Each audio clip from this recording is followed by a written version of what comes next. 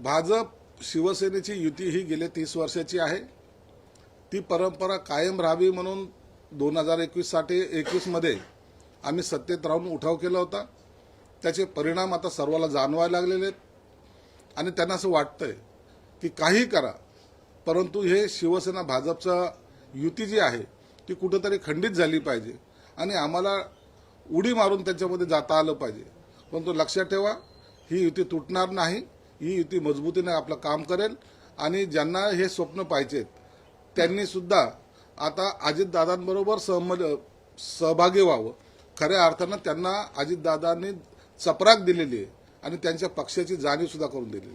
अजितदादांसोबत जा, मग संजय राऊतांना काय म्हणाल? ते पण स्तुती करतात फडणवीसांची। संजय राऊतला आता कुठं नाही, तो कोणत्याही बाजूचा राहिलेला नाही।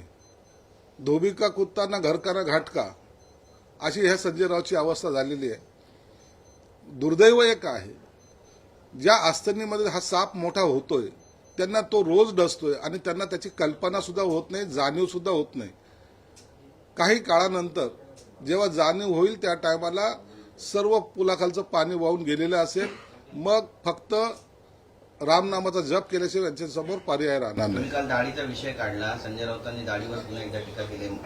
काळजीभाऊ मुख्यमंत्र्यांच्या एकनाथ शिंदेबद्दल बोललेत की फक्त छत्रपती शिवाजी महाराजांना दाढी शोभते, तुमची दाढी अफजल खानची आहे आणि महाराष्ट्रात चाल करून आली। दिघे साहेबांना दाढी शोभली, त्यांची दाढी हलकी नव्हती, तुम्ही त्यांच्या विचाराची दाढी हलकी केली।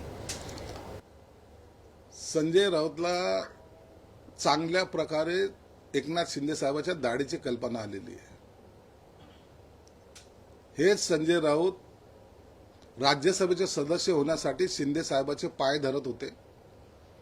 आमच्या सारख्याची मतं घेऊन ते राज्यसभेवर गेलेत, अवघ्या अर्ध्या मताने ते निवडून आलेले आहेत। आणि दाढीने जर एकदा त्या दाढीवर जर हात फिरवला असता शिंदे साहेबांनी, तर यांना बोंबलायला सुद्धा जागा राहिली नसती।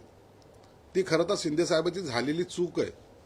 म्हणून तुम्ही कालही बी बोललो, दाढीला हलक्यात घेऊ नका।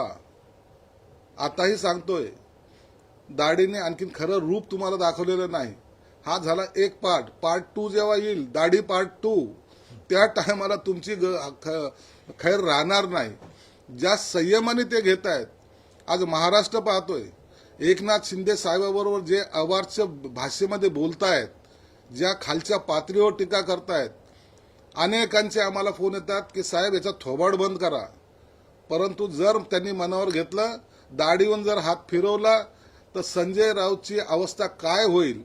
मग असलेल्या भांडूपच्या बाजूच्या डम्पिंग ग्राउंडवरच जाऊन त्यांना बसावं लागेल, हे त्यांनी लक्षात ठेवलं पाहिजे। नाही, याचं एक महत्वाचं म्हणजे आपण म्हटलं की शिंदे साहेबांची ती झालेली चूक आहे, म्हणजे कुठली? राज्यसभेवरच्या वेळी राज्यसभेवर याला जाऊ द्यायला नव्हतं पाहिजे, तो त्या संजय सावंतला जाऊ दिलं पाहिजे होतं। तो एक निष्ठावान शिवसैनिक होता।